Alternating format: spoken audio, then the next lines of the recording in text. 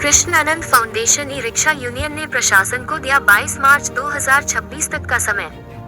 अयोध्या 14 दिसंबर। Krishnanand foundation सेवा संस्थान e rickshaw union ने प्रेस वार्ता में कहा कि आस्था रथ को बिना रजिस्ट्रेशन के अनुमति देना एक विचारणीय प्रश्न है। आस्था रथ पर मेहरबानी व ई रिक्शा के साथ सौतेला व्यवहार क्यों? एक तरफ आस्था रथ बिना रजिस्ट्रेशन चलने की अनुमति देना गैर संवैधानिक है, साथ जब भारत का कानून समानता का अधिकार देता है तो ई रिक्शा चालक रजिस्ट्रेशन, फिटनेस, डीएल इंश्योरेंस के साथ साथ रोड टैक्स देने के बावजूद रामपथ पर चलने नहीं दिया जा रहा है। या तो आस्था रथ को बैन किया जाए या तो ई रिक्शा को रामपथ पर बिना रोक टोक के चलने की अनुमति दी जाए, वरना हम 23 मार्च को आंदोलन करेंगे। इस अवसर पर Krishnanand foundation e rickshaw union के संस्थापक मुकुंद माधव त्रिपाठी, महानगर अध्यक्ष विकास सिंह, महानगर संयोजक नारायण दुबे, ई रिक्शा नवयुवक संघ महानगर अध्यक्ष सौरभ श्रीवास्तव, नगर अध्यक्ष बबलू खान, उत्कर्ष श्रीवास्तव, स्कंद दास सहित तमाम यूनियन के पदाधिकारी मौजूद रहे।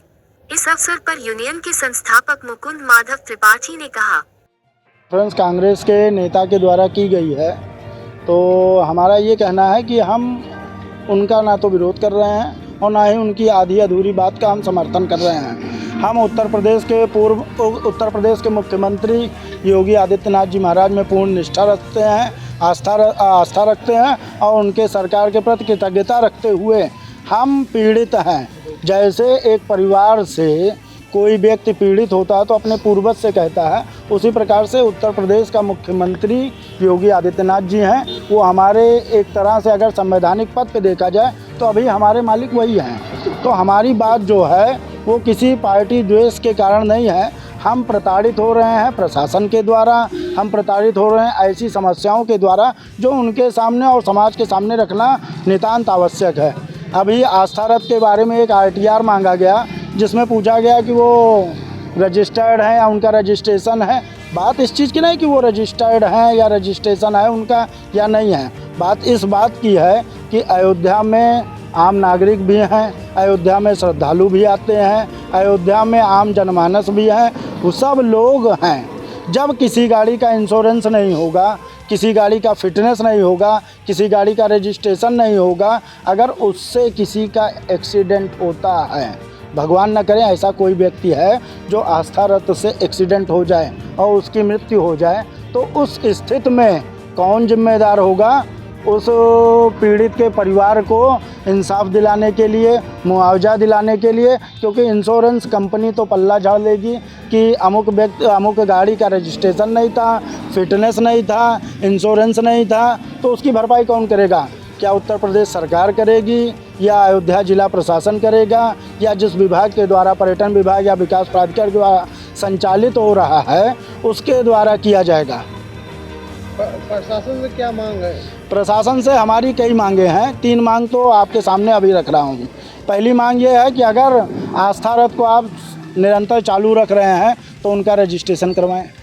रजिस्ट्रेशन के बाद फिटनेस अनिवार्य कराएं। फिटनेस अनिवार्य कराने के बाद इंश्योरेंस करवाएं, क्योंकि इन साइड में मोटरयान अधिनियम लागू होता है। आउटसाइड कोई भी वाहन जो ट्रांसपोर्ट का काम करती है, माल ढोने का काम करती है या यात्री ढोने का काम करती है, उनके ऊपर मोटरयान अधिनियम लागू होता है और ये मानक के विपरीत है इनका संचालन करना।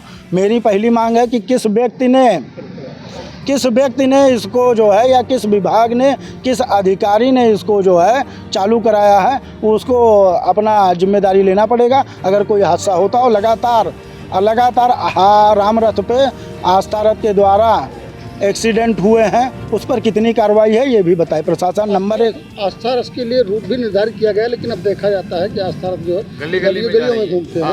पहली बात तो जो ड्राइवर चला रहे हैं उनको रूट शायद खुद ही ना पता हो।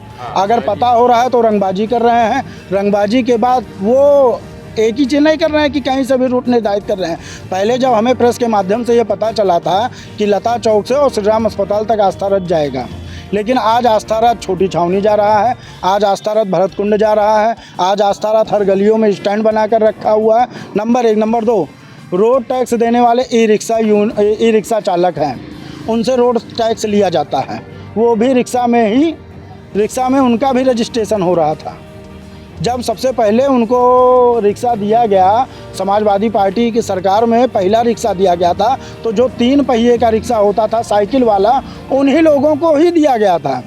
बाद में उसको जो है आपने मोटरयान के अधिनियम के अंतर्गत ले आए, लेकिन आस्था रथ को नहीं ला रहे हो। गोल्फ कार्ट का काम एयरपोर्ट के अंदर होता है, कंपनियों के अंदर होता है, और अगर ये सुविधा राम मंदिर के चेक पोस्ट के अंदर होती तो हम इसका समर्थन करते।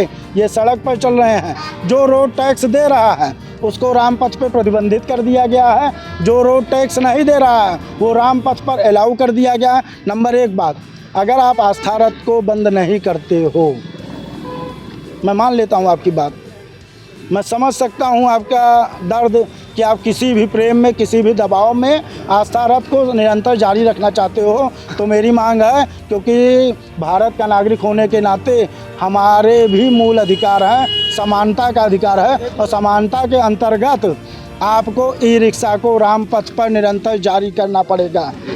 ये सही बात। अगर आप एक पक्ष हैं, निष्पक्ष हैं, तो आपको आस्था रथ के साथ साथ ई रिक्शा को भी राम पथ पर चलने की अनुमति देनी पड़ेगी। अगर आप नहीं देते हैं तो हम ये कहते हैं ई रिक्शा आस्था रथ को भी प्रतिबंधित कर दीजिए। आस्था रथ में ये भी देखा जाता है किराए के विषय को लेकर के उसमें भी धांधलेबाजी होती है। हम इस संबंध में नहीं कुछ कहेंगे। वो किराए में धांधलेबाजी करते हैं, वो फ़ोन लगाकर एक हाथ से स्टीयरिंग चलाकर गाड़ी चलाते हैं।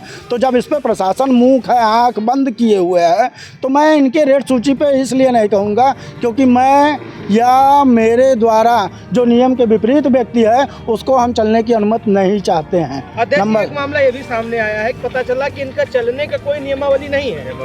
ये कोई नियमावली ही नहीं है, टीआर के जरिए खुलासा हुआ। तो ऐसी स्थिति क्यों उत्पन्न हो गई है कि अंधे नगरी चौपट राजा।